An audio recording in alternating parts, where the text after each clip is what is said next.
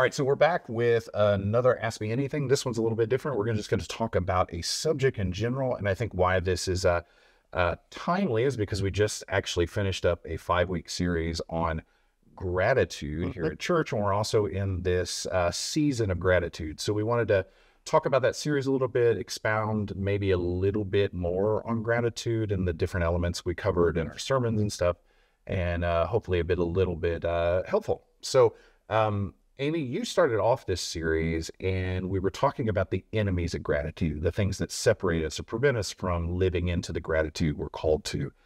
And the subject you had to deal with was nostalgia. Indeed. Yeah, that's a tricky and challenging one because our culture loves itself some good nostalgia. So any thoughts as you've been a few weeks away from that? Any other further tips, any things you want to share? Yeah, so I think one of the lines that I said actually in the sermon is that nostalgia can be a gentle companion, but a very misleading guide, right? Yeah. So because I said in the sermon, I am the Disney lady, right? I love everything about it. I know what they're doing. I know they're bread and butter. I know Disney. they're using it. I understand. I don't care. I love it.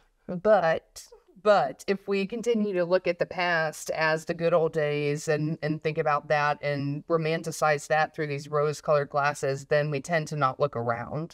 So if we're looking back, we're not looking around. And around in the present is what we have.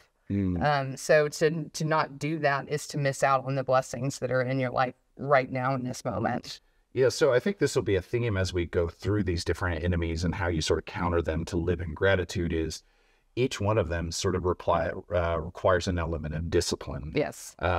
Maybe a specific practice or a set of practices in order to deal with them. So if I were to say a discipline, the first one, we're talking about being fully present. Right. Some mindfulness about your life and paying attention to even small things day to day. So any thoughts on how to be fully present when one is walking down Main Street of Disney World Magic Kingdom? Oh, I don't. I just love it. I would say eat the snacks, smell the smells, just live into it. Yeah, I can tell you this is a very niche paranoid when I have walked down that, which is I'm like, don't get your foot stuck in the gap between the rail and the pavement, which is like so silly. But if you've ever been to Disney World, that's where they do the big parades. They have some tracks for a small light rail there. And it's just a neurotic thing. Any other thoughts on nostalgia? Yeah, so in the sermon, I talked about this podcast, and it was by Jason Pfeiffer, and he actually tried to figure out when these good old days actually were. That's a great question. And so he took it back all the way to Mesopotamia, kind of looking at each generation and their callback to what the good old days were. You know, a lot of times we look at the 50s. The 50s actually were looking back at the 20s, and he talked about the cover of the New York Times in 1920 something, and it said, "American life is too fast." So, interesting. And it continues to go back generation to generation, all the way back, like I said, to Mesopotamia in these poems. And so he ended up kind of concluding that as soon as we were able to tell our own story, we were seduced by it. And that kind of looking back. So I think for me, it was helpful to think about this is not just a now kind of thing. This is just really who we are as humans in a lot of ways. And so to recognize that, I think there's power in that. I think that relates to something I've seen. I saw someone do something similar where they went back through American newspapers and they were able to show over time how generations would criticize the up and coming generations as being vapid or just shallow, and it's an age old thing. Yeah, that is a really interesting question. You know, maybe will be a moment in time in human history where someone goes, "This is it. We're here. We're here." And then we all agree somehow. Yeah, we all somehow agree. That's a great point. So we moved on from nostalgia, and then we talked about another just, equally easy one to deal with, worry. And specific with that, we're looking at this command Paul was giving to the church of Philippi to don't worry about anything, which is seemingly ridiculous. So if nostalgia has a discipline, a presence that needs you to be fully there, I really talked about in my tackling of worry is it requires the discipline of joy, and joy as a discipline. And I think to me, one of the things I learned through the preparation in this, and it's really sort of changed my orientation to the world in the subsequent weeks, is seeing joy not as the emotional response to something that's good, because we say joy, that's typically what we think, but instead seeing joy as this discipline that what one practices. And it's not an intent to escape the pain of life. So when Paul says, don't worry, the important context is he's writing this in prison. And so he certainly has anxiety and worry. So he's not saying it shouldn't exist or that you'll enter this Zen-like state. He's more talking about the choice of what perspective one sees life through. And so if joy is a discipline that we take up, a practice that we have that allows us to be more grateful, it means trying to make sure that we're open to the possibility that even in awful situations, God is still present and God is still working there. It's looking for the activities of God, even in really complicated situations. And ultimately from that, I think it gives us the perspective that helps us see, even in tragic, awful situations, God is there with us, trying to care for us as best as possible. And so that doesn't mean it completely ameliorates, gets rid of our worry, but it does mean that we can live in that new perspective. But as you can see, in the midst of worry, it takes a lot of discipline to look for that joy, which, unlocks gratitude, which is what we're all talking about here. So there was that. Any thoughts on that? Yeah, I thought your framing of that was really helpful, because in my experience in the past, that don't worry has almost been, this is a strong word, but almost been weaponized when someone is going through hard things. Like, oh, well, but you're not supposed to be worrying. So I think putting in that perspective was helpful to see that more fully as perhaps what he even intended. Yeah, I mean, that was certainly an element of like the toxic Christian happiness culture that has, which is, I hope you've never experienced, but if you have, it's, it's pretty shaming. I think a companion to that is often how the phrase faith like a child was weaponized to try to combat people's doubts or to hammer them down. I think that is helpful because, Paul's not, he tells him where he's writing from and he's honest about all those sort of things. But again, as we'll get to a little bit later, what he's trying to tie them into is a different perspective and sort of how to look at one's ultimate allegiance. So we moved on from entitlement we're moving to entitlement. We came from nostalgia to worry, and now we're going to talk about entitlement. And to me, what stuck out about this is entitlement is sort of it's not a self-aware understanding of life. When one's entitled, they don't necessarily measure whether one deserves something or not. They just firmly believe it. And so how can one be grateful for someone receiving something that they just believe they're owed? And one of the ways we got at this is we looked at this incredibly challenging passage from Matthew 22, which is very similar to one that's from the Gospel of Luke, which is the king or the rich man throwing a feast for his son, and everyone saying no because they're too busy, and ultimately going out and says, the good and the evil, the sinners and the lost to bring in. Both tell them a little bit differently. But the idea is that ultimately, because none of the people who were invited showed up, he just went and invited the people who normally wouldn't have been invited. Now, the Matthew one has the challenging part at the end that someone shows up and they're not appropriately dressed, and then the king shows up and boots them.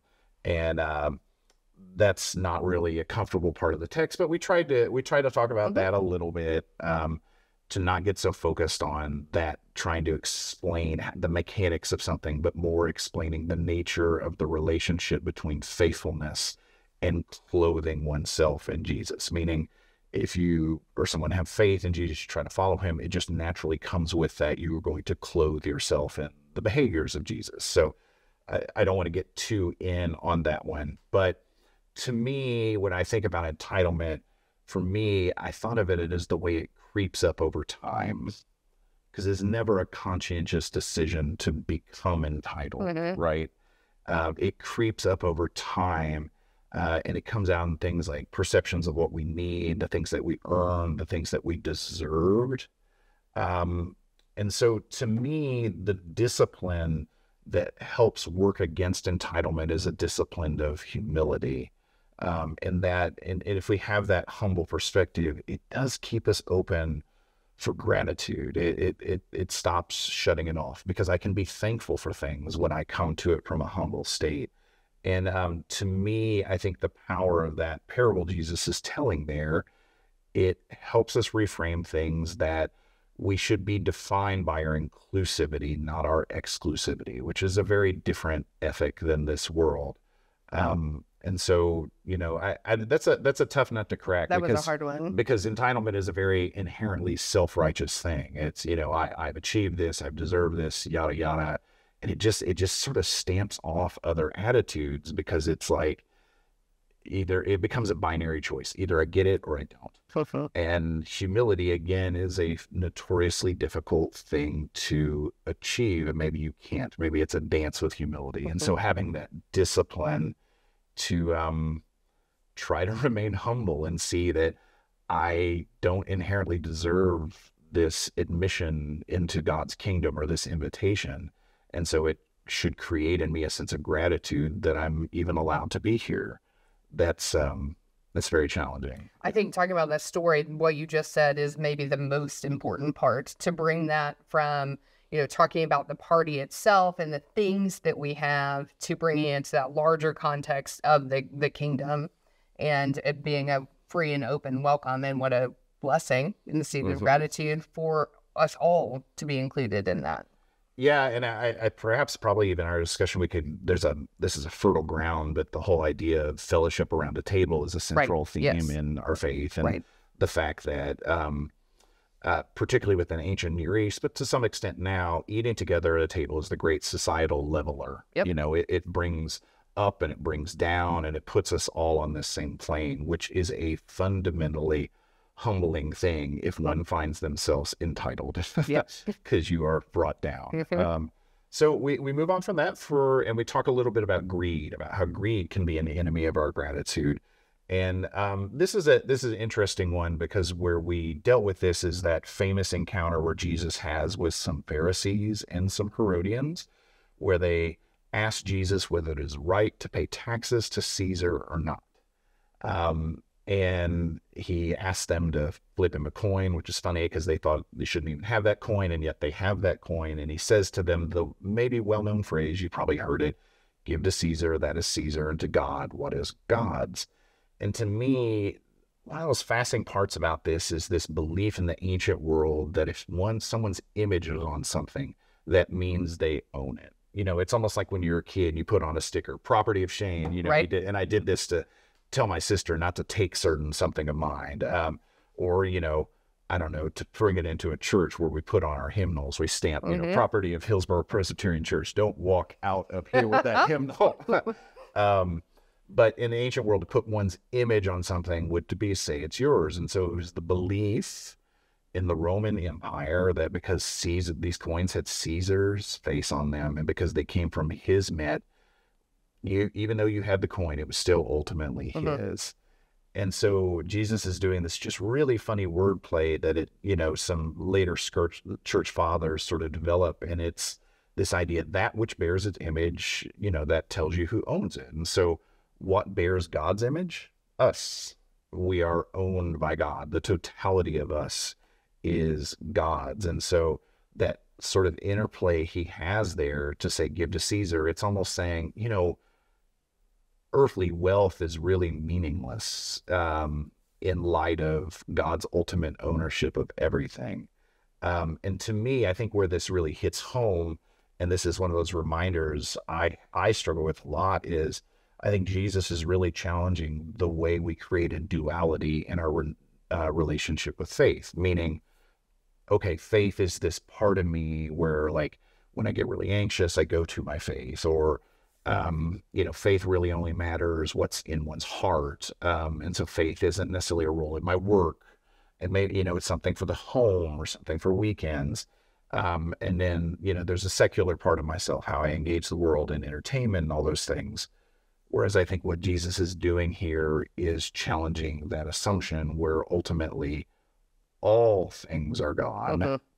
And so when Jesus says, give to God what is God's, and we go back and ask that question, well, it is everything. And so it is a question, as I alluded to earlier, about one's ultimate allegiance. And so for me, this really reminded me of this hymn that one finds in the book of Philippians, where it's talking about Jesus emptying himself. The word here is kenosis, self-emptying. And to me, the practice of combating greed, and I want to be clear, greed isn't just about money or physical assets. We can be greedy with, anything that we perceive to be ours, Right. our time, I think that's a really big thing, the way we engage in relationships. And so to me, I think the discipline of this is this to imitate Jesus, this kenosis, this aspect of I empty myself. And this is what differentiates Christianity from maybe some Eastern religions when it comes to meditation and emptying. I think in an Eastern context, one would empty themselves because that's the point, to be empty. Whereas in the Christian faith, we would say one empties oneself in order that they might be filled by God. And so to me, the discipline we take up in order to combat greed is emptying ourselves that we might be filled by God, to give back to God that which was already God's, which is everything. Which is pretty challenging. To me, it harkens back to, what does Jesus say to the rich young ruler? Sell it all and give it to the poor. All right, let's do that, I guess. Finally, disappointment. Disappointment was the final one. And I just want to keep this one the shortest.